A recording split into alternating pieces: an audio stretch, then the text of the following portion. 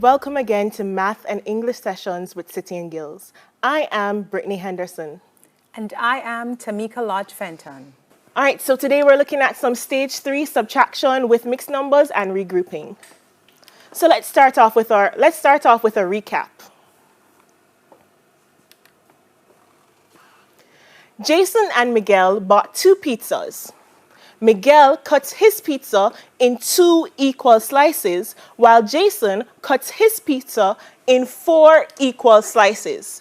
So Jason's pizza is represented as 2 out of 2. Correct. So his pizza is cut into 2 slices, while Miguel's pizza is cut into 4 slices, and it is represented as 4 of 4 slices. So Jason, Miguel. Miguel ate 1 slice of pizza. So we're going to represent the slice of pizza that Miguel ate with 1 of 2. So Miguel ate a half of the pizza. Suppose Jason wanted to eat the same amount of pizza as Miguel. How many of the slices of the 4 equally sliced pizza would Miguel have to eat? Now, Tamika, how many of the slices do you think? Well, just by looking at our diagram. Well, Jason had half of his pizza. That is true. And the same slice would be half of Miguel's pizza. So, in this case, Miguel would have to eat 2 slices to equate to the same quantity as Jason. Most definitely. So, if you notice before, our pizza, we started off with 1 pizza cut in 2 equal parts and 1 cut in 4 equal parts. To eat the same quantity, Miguel would have to eat 2 slices. Now, what do you realize is happening? Well, if I look at a half and then look at 2/4, I would see that 2 is twice as large as 1 and 4 is also twice. So, in order to eat the same quantity, Miguel, the pizza that was cut, twice as many slices as the one before. So we had a pizza that is 4 times my original pizza. We had to eat twice as many slices to get the same quantity. Now, I think you meant 2 times, right? Because, I mean, this one was 2. This one was cut in 2 equal parts, and that one is 4 equal parts. Mm-hmm. So pretty much you cut those 2 slices again. Yes, so it's twice as many. That's right. So in this case, remember the last session? What do we call these types of fractions again? Anybody remember? You remember? Yes. What we call them? Equivalent fractions. So we're looking at equivalent fractions. And there's a way to look at fractions or to convert or to change, those are words that we could use, a fraction to an equivalent fraction. So in this case, we would have seen that a half is changed to 2/4, and the operation that is taking place here is we'd have multiplied both the denominator and the numerator by 2, which would have now brought us to 2/4 being equivalent to a half. So 2/4 has the same value as a half. So I hope that you guys are taking note and you remember from the last session. Let us look at another fraction. Suppose we had 3/9. So at home, suppose we had the fraction 3/9 and we wanted to get an equivalent fraction to 3/9. Let's think about how we could work this one. So we have 3/9.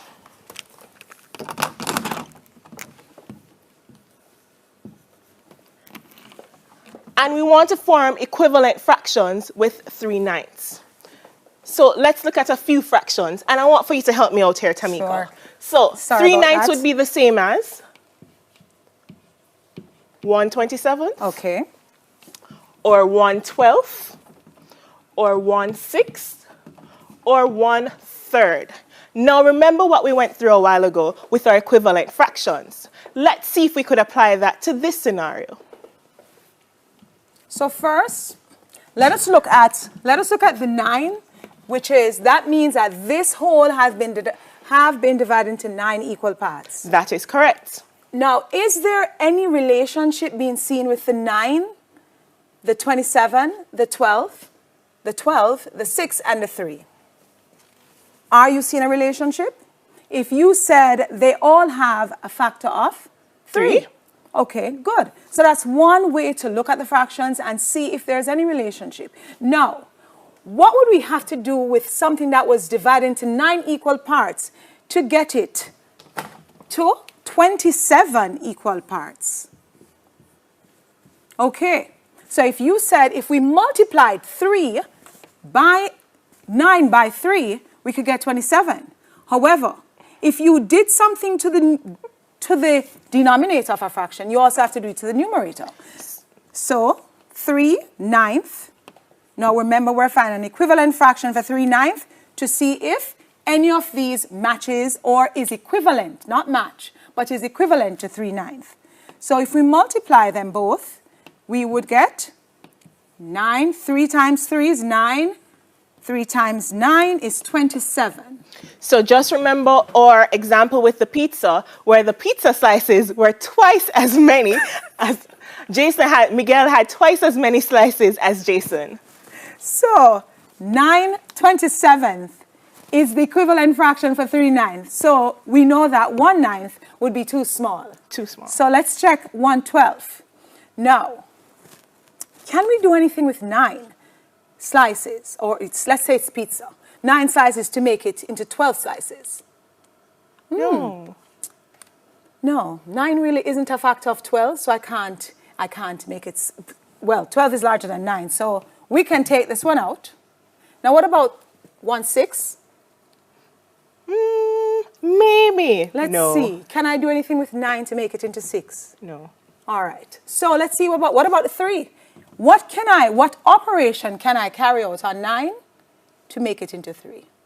Well, I think 3 is a factor of 9. Okay. Is it? It is. Okay, let's So see. if I divide by 3, if I divide my 9 by 3, what do I get?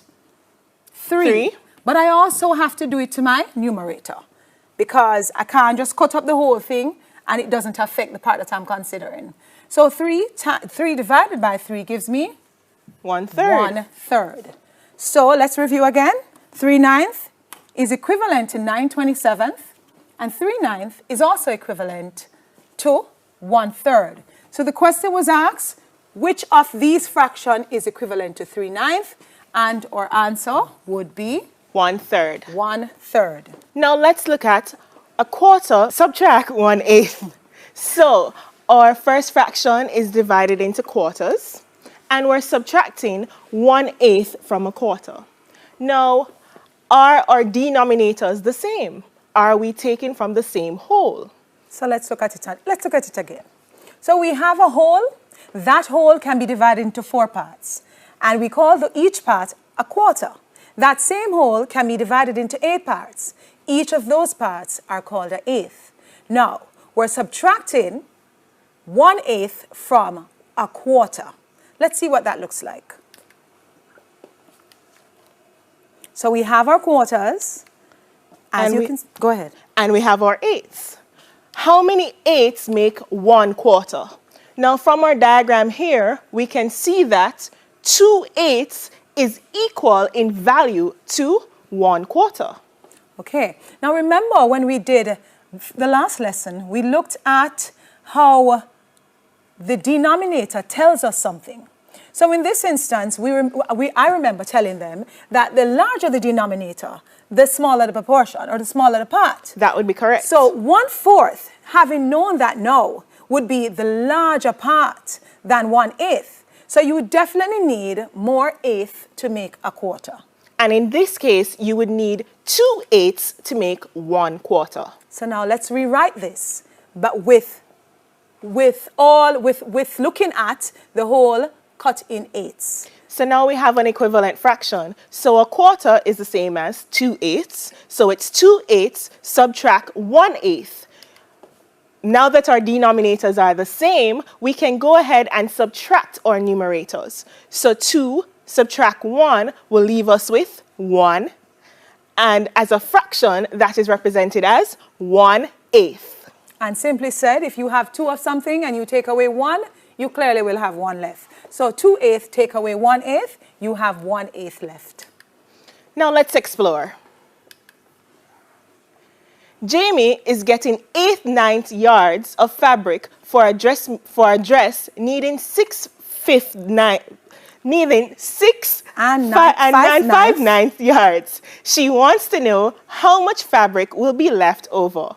All right. So Jamie has some fabric and she wants to make this dress. The dress is going to take up 6 5/9 yards. What is going to be left at the end? All right. Let's look at the fractional components we have. So we have 8 full yards and we have 1/9 of a yard. We have 6 full yards and we want to take out, 5/9. Well, really we're taking out the 6 5/9 yards from the 8 1/9. Okay. So if we look here, you notice that we're looking at something new. This is known as a mixed number. So here we have a whole number compartment and a fractional compartment.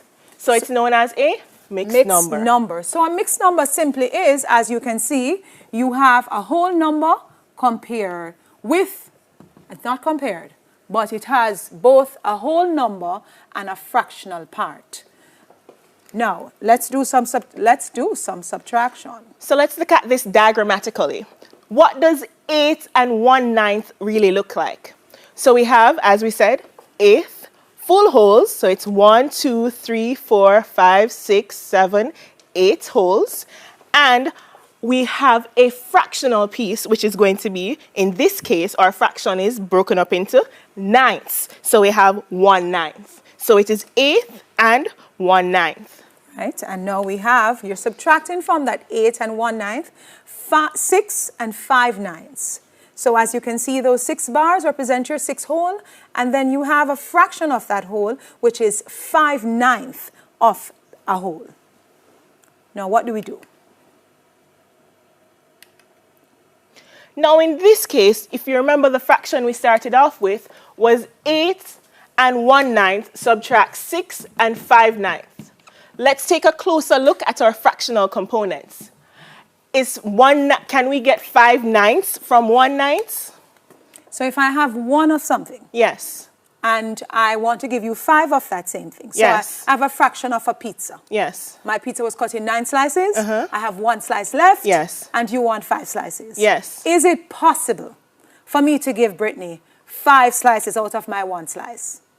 Not in this instance. So in this case, we can't do that. So here, what we would have to do is regroup our whole number, our whole number. In this case, it would be our 8. So let's let them get it a little bit better. So I just didn't want to tell you, but I have 8 pizzas put down in the kitchen.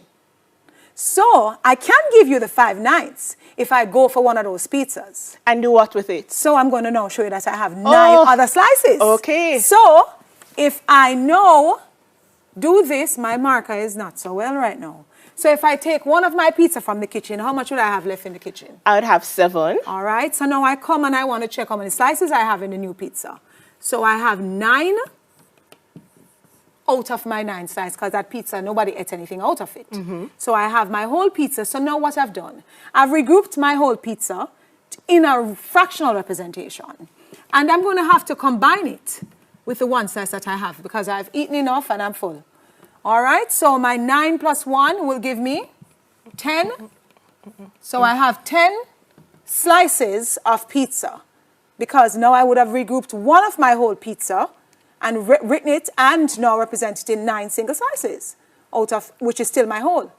Okay, so we have 7 and 10 ninths. Right, so okay. I have my 7 in the kitchen. So now I have 7 and 10 ninth pizza in total. Okay. And I want to give you, I forget, you said you wanted 6 whole pizza and 5 ninths. So now that we're looking at the fractional components, are our denominators the same? Have we rewritten our fractions? Did we need to find equivalent fractions in this case? No, because we're just dealing with pizzas and they're all cut in 9 slices. Wonderful. So can we now take 5 ninths from 10 ninths? Most definitely. All right, so let us look at it. So we have 7 whole pizzas and we're subtracting 6 from the 7 pizzas. So what will we be left with? Well, that's an easy one. 1 pizza is left. and we have 10/9, subtract 5/9, what will we be left with? Well, 10 subtract 5, I'm going to have 5 slices left. So I'm going to have 5/9 of a pizza. Well, in this case, it's cloth, but we have 5/9 of a pizza. Listen, I'm just thinking about food. I'm sorry about that. She likes food. So we're making the dress. Back to the dress. So back to the dress. So if you look here, you notice that we would have regrouped and renamed, and we would have 7/9, subtract 6 and 5/9. Which would have now? Now we subtracted our 6 yards of cloth, and we were left with 1 and 10/9 pieces of cloth, and then we're going to go ahead and subtract further, and we are left now with 1 and 5/9 yards of cloth, and not pizza. So let's review that.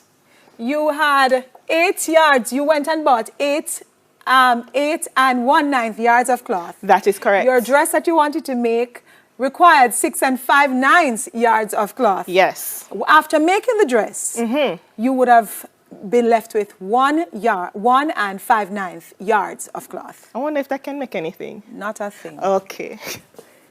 All right. Let's check out another. Oh, sorry. So we can pretty much look at it again in a different representation, and it's just gonna show you exactly what was done, which we pretty much did on the board. So for those who probably didn't see it very clearly, this is what it is. When you take a whole, you can regroup and rename it in a fractional way. A whole is represented by the same number of parts in the denominator and the numerator. And now we have made it 7. So that 10/9 is what is called an improper fraction, where the top is heavier than the bottom. So the numerator is larger than the denominator. And we subtract and we get 1 and 5/9 yards. So let's look at another problem. We have 3 1/4, subtract 1 and 5/7. Now let us examine these fractions, these mixed numbers.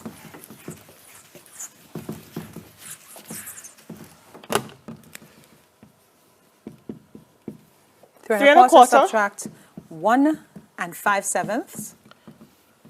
Now again, I'm sure by now you're used to this. We have a whole number compartment and we have a fractional component.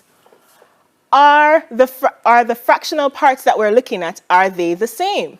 So what we're saying, you have some whole and you have a part. So you have one whole over here that was cut into 4s, and you have 1/4 of it left. And what you're saying over here, you have another whole that was cut into 7ths, and you have 5/7 left. Yes. Can we do anything with them like that? No, because one whole is in 4ths and one is in 7ths. So, if you remember from the beginning, what do we need to do here? Well, we have to find a way to make one of those equivalent to the other, or make them both equivalent to other fractions that we can relate to. That both fractional parts is coming from the same whole. It's been divided in the same proportion, same parts. There you go. All right. So we're going to go ahead and form equivalent fractions. So in this case, let us take a look at our larger denominator, which is 7. Is 7 divisible by 4? No. Can you divide 7 by 4 Of course you can. And get no remainder? Oh, you never met me finish. Even groups? Yes. Oh, no. That's not possible. So we will have to look at multiples of 7 to find a multiple that 4 is divisible, or 4 can be divided into that multiple without leaving a remainder. So we have 7 is the first, so 7 2s is? 14. There you go. We have it on the screen right there. So then we have 7 3s, 21. 7 4, 28. What about that? I said 7 4. So it tells us that 4 is a factor of 28 and 7 is also a factor of 28. So that would be our lowest common multiple. Okay, good. So we can now look at it as 3 and 7 28ths. And 1 and 20 28th. So we can now go ahead and do our subtraction. So I have, looking at our fractional components, I have 7 28th subtract 20 28th. Can that work? So I know I don't want to leave anyone behind. So let's just look at this because it would not have shown, boy, this dust and I. It would not have shown how we got that 7/28. So we have this 4 here. So let's make this equivalent to so what have I done with the 4 to make it 28? And multiplied by 7. And I will also have to do that. So 7 times 1 is 7. 7 times 4 is 28. So this is equivalent to this, correct? Yes. Okay. 5/7. What would I have to do to my 7 to get it to 28? Multiply by 4. And I'd also have to multiply my numerator. So 4, 7, 28. 28, and 4 5s. 20. All right. Now, just for clarity, you would have divided this into 28 parts. So the 5 parts was also affected. So you'd have divided each part in this into 4 parts. You'd have divided each part of this also into 4 parts. So 4 times 5 gives us to 20. And that is how we would have changed the fractions to have the same value.